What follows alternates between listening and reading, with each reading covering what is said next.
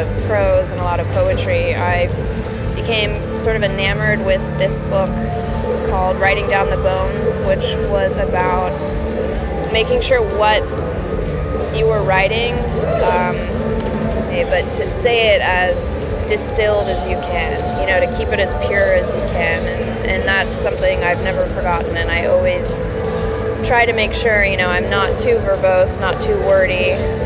I tend to be a little vague, a little abstract, but there's a power to the simple statement as well.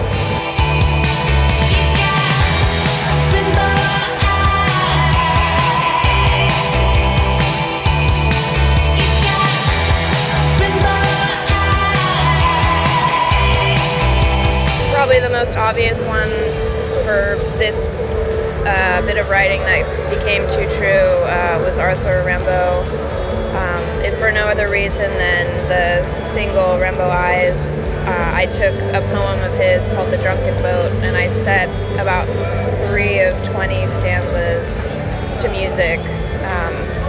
That's an example of me having some sort of weird catchphrase in my brain, like I'm going to write a song about what it means to have rainbow eyes, not really knowing how to do that. And then, one day I was like, well, what if I,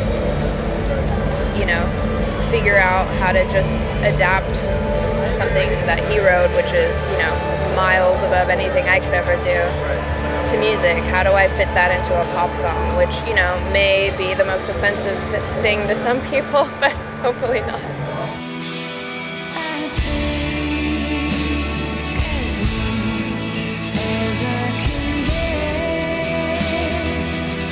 I used to write and record, just weird little sing-songs as a kid. I didn't have any formal training in an instrument that would lend itself to writing songs. I didn't play piano or guitar until much, much later.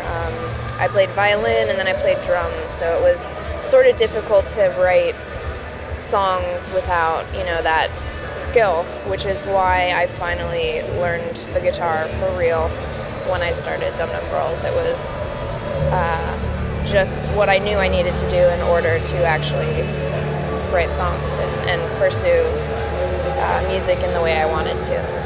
I'm not a dramatic person, but I feel things pretty intensely, and I think that comes out in my music.